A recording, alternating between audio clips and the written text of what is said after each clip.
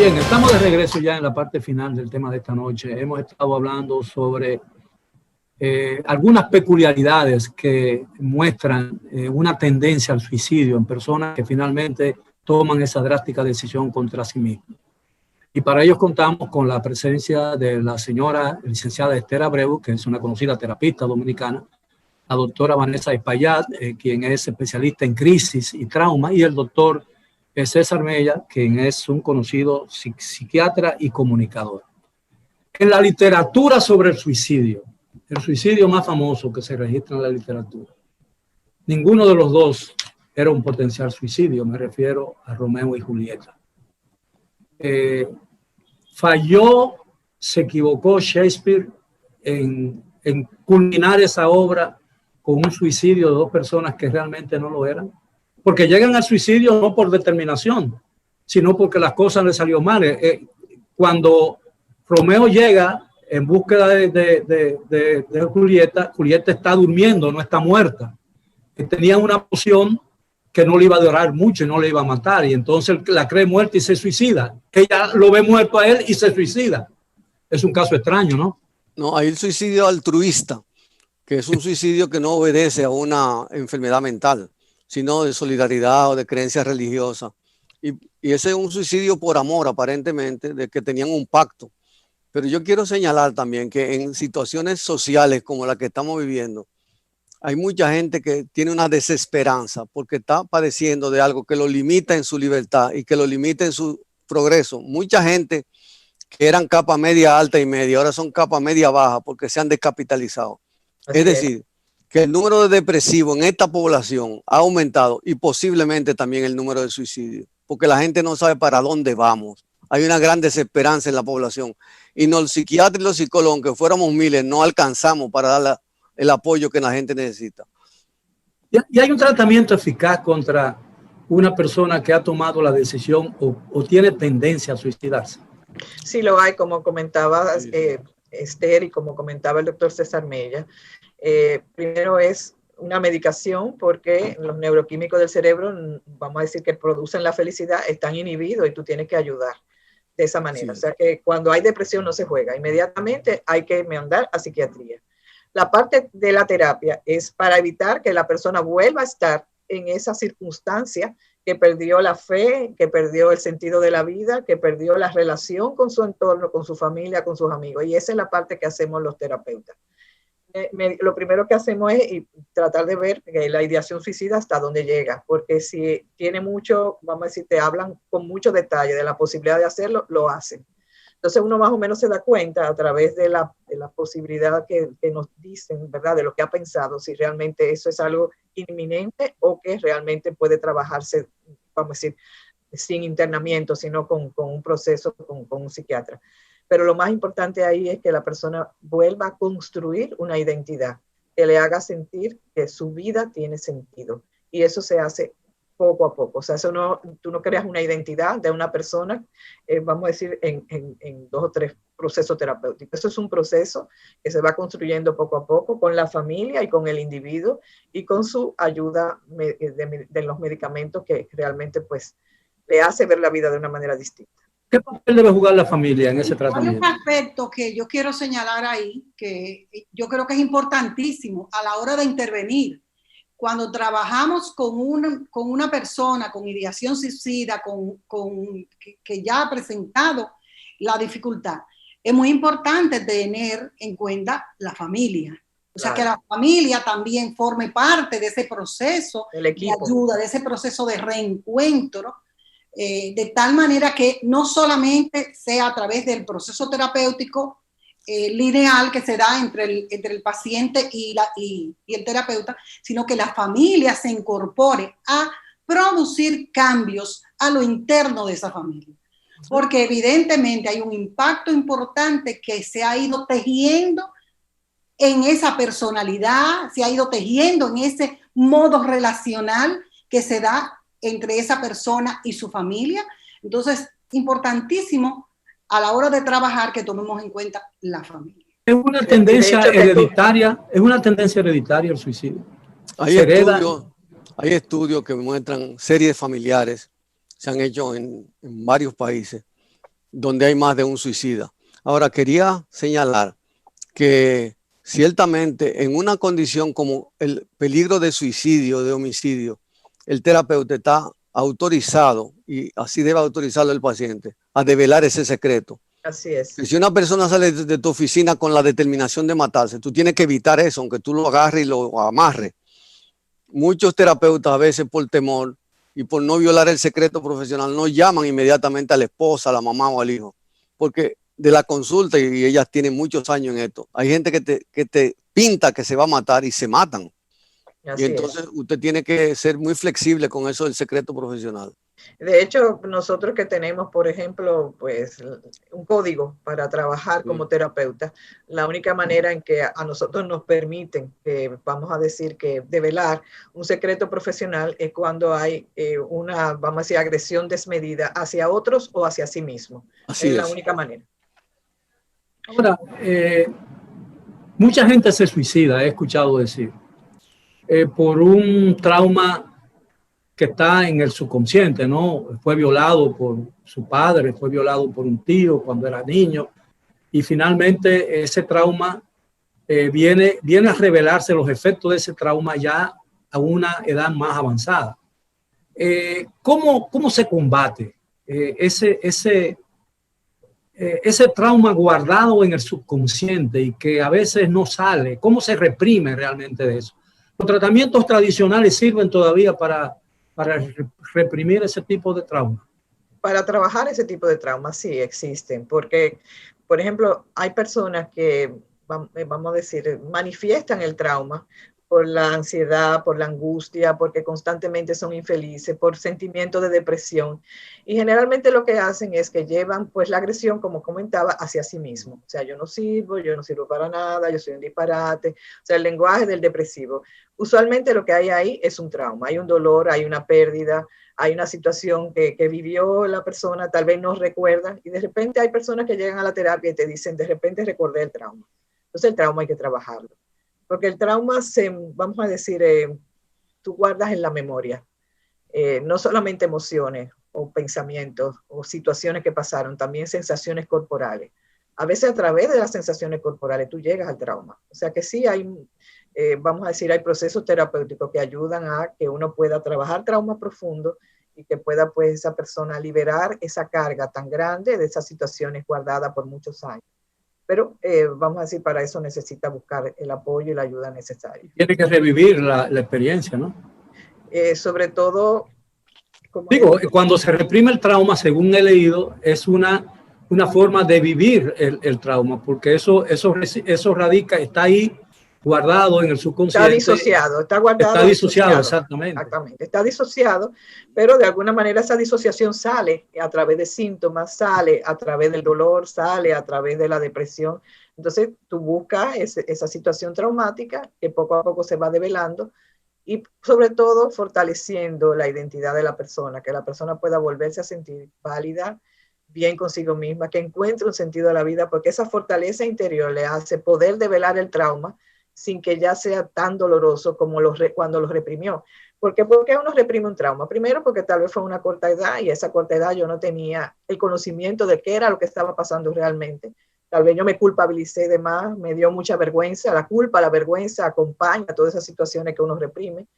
Cuando ya yo tengo fortalecida mi identidad, yo puedo ver eso de una manera distinta y puedo ver de repente que realmente yo no fui culpable, que yo no me merezco ese malestar y que la otra persona fue responsable de la situación y uno puede poner la culpa donde va, que fuera de uno. La técnica de la hipnosis todavía se usa incluso en el tratamiento de un potencial suicida. Yo no tengo experiencia con la hipnosis, ni sé quién la practica en el país, pero tiene sus adeptos. Ahora, de lo que decía Vanessa, es desculpabilizar al tipo de un secreto que había guardado tantos años y darle la dimensión humana a eso que tú fuiste violado por tu tío y ahora tú tienes que convivir con ese tío. Hay técnicas muy buenas para eso que llevan tiempo, por supuesto, y la colaboración del paciente y un terapeuta que sepa lo que está buscando. Las enfermedades mentales, ¿se curan realmente o no se curan? Depende. Por ejemplo, la esquizofrenia, que comienza de 15 a 35 años, es una entidad que no se cura, pero que remite.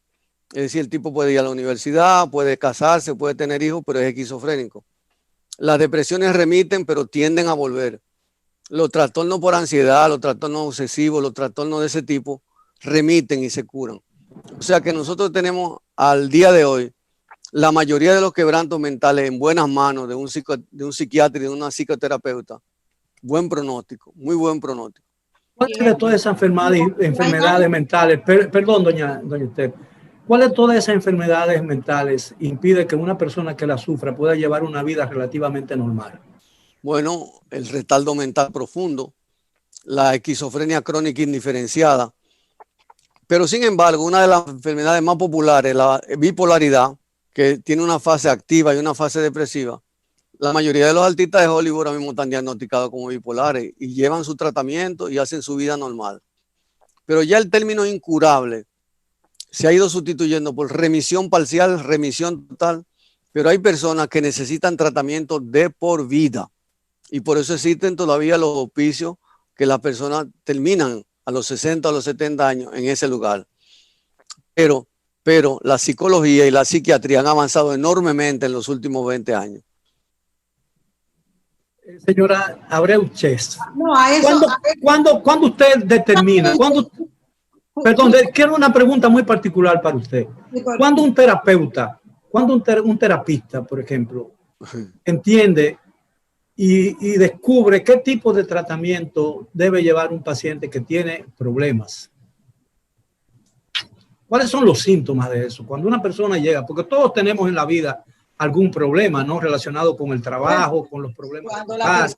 Si la persona llega a la consulta es porque viene en un plan de comunicar que algo le está afectando, algo le está molestando, algo le está produciendo un estado de angustia, de dolor, de intranquilidad. Entonces, cuando lo comunica, el psicólogo, el terapeuta, puede identificar qué tipo de problemática esa persona en ese momento está padeciendo.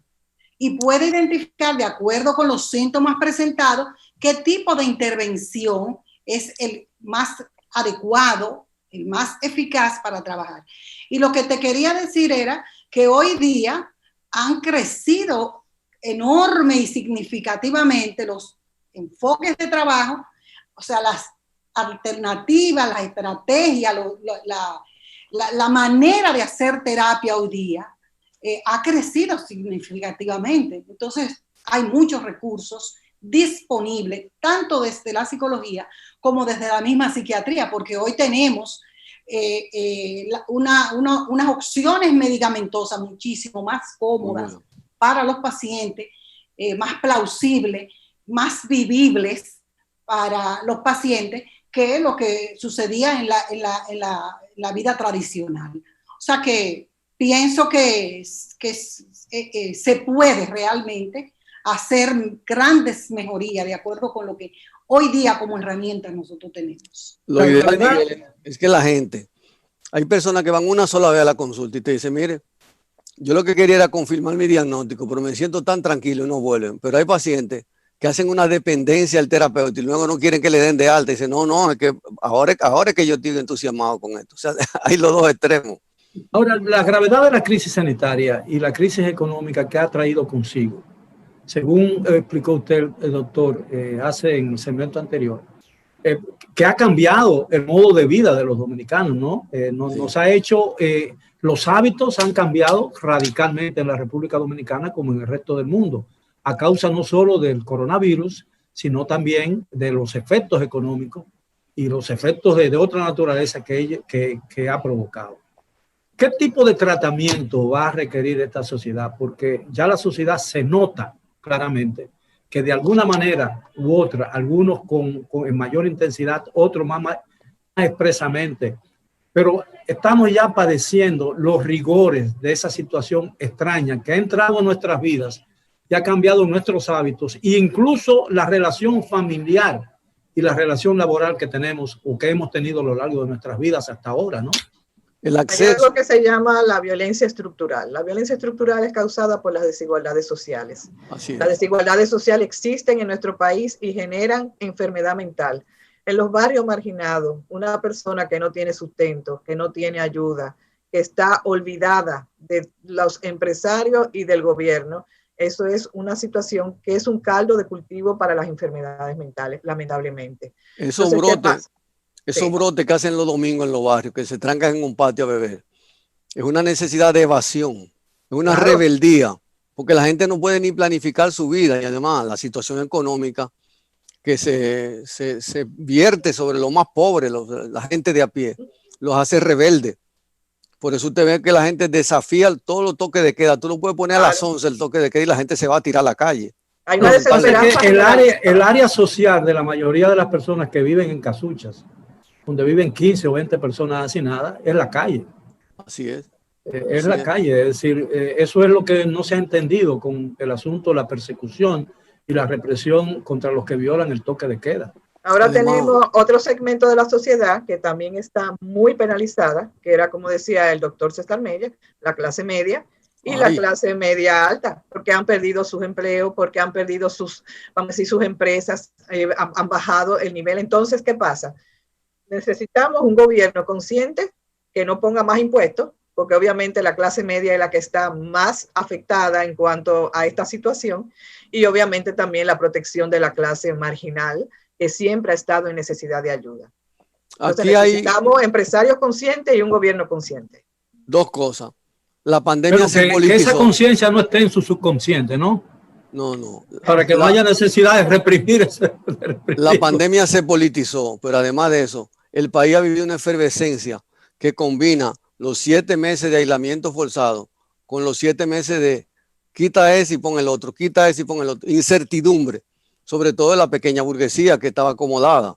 Entonces aquí hay mucha También gente me preocupa mucho el tema, especialmente en esta pandemia, el tema del bullying en las escuelas, que aparentemente no le estamos prestando la debida atención.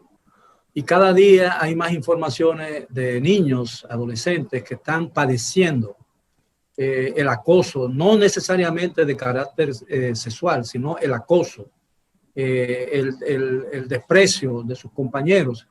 Y en los Estados Unidos, usted lo ha mencionado muchas veces, el número de suicidio en las escuelas ha ido creciendo año tras año, especialmente por el tema del suicidio. Muchachos que llegan de una manera diferente a su casa después de una jornada escolar y los padres no entienden qué le ha pasado a ese niño que de la noche a la mañana ha cambiado de actitud y nada de lo que hacía antes normalmente lo sigue haciendo ahora. ¿Qué podemos hacer para evitar que el bullying siga haciendo daño a nuestros adolescentes y a nuestros niños en las escuelas? Hay dos cosas, trabajar con las familias y trabajar en las escuelas. Sí. Mi tesis doctoral es precisamente sobre bullying y sobre violencia en sentido general. ¿Y qué pasa? Y todas las familias con las que trabajé tenían la siguiente característica. Los agresores venían de familias agresivas y las víctimas también. Cuando tú tienes una familia donde hay violencia intrafamiliar, tú puedes identificarte con el agresor o te puedes identificar con la víctima. Entonces, lo que tú aprendes en la familia lo llevas a la escuela. Si tú eres agredido en tu familia, en la escuela, o tú eres agresor o eres víctima. Todos, víctimas y agresores, vienen de familias donde hay violencia intrafamiliar y donde hay agresión. ¿Qué es lo que tenemos que trabajar? Salud mental para las familias, darle la posibilidad de que puedan tener mecanismos de manejar lo que es el manejo de la autoridad en la familia de manera sana y no que produzca más agresores y más víctimas. ¿Quién es la víctima? Una persona que fue agredida y no tiene habilidades para poner límites y para protegerse y para cuidarse.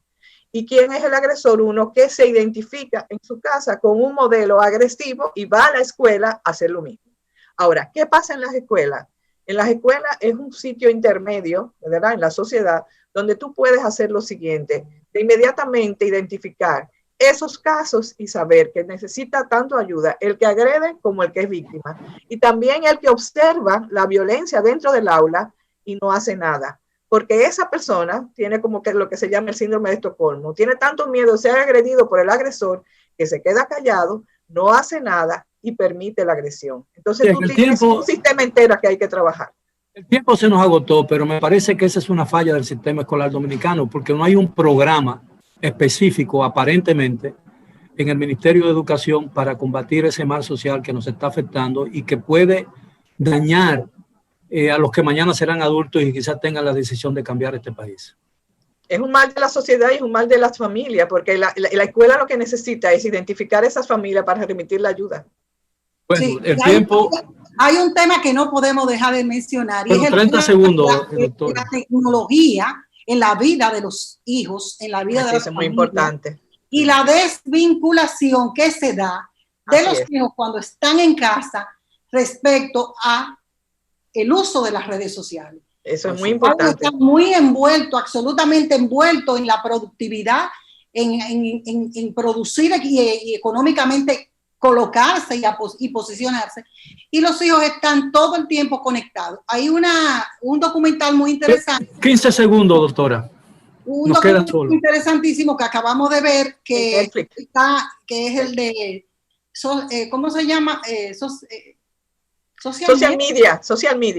Excelente. Es excelente como medio de reflexión para las familias. Muy bueno. Bien, estoy sumamente agradecido por su tiempo, por la amabilidad de prestarnos su talento esta noche para tratar un tema que reviste tanta importancia en el presente, como lo fue también en el pasado y por supuesto en el futuro de nuestro país, que está padeciendo en este momento o está atravesando uno de los momentos más difíciles de los últimos años. Gracias, doctores, por su amabilidad, y a los amigos televidentes, gracias por acompañarnos durante esta penúltima hora de la noche. Los esperamos como de costumbre mañana a la hora de siempre. Hasta entonces.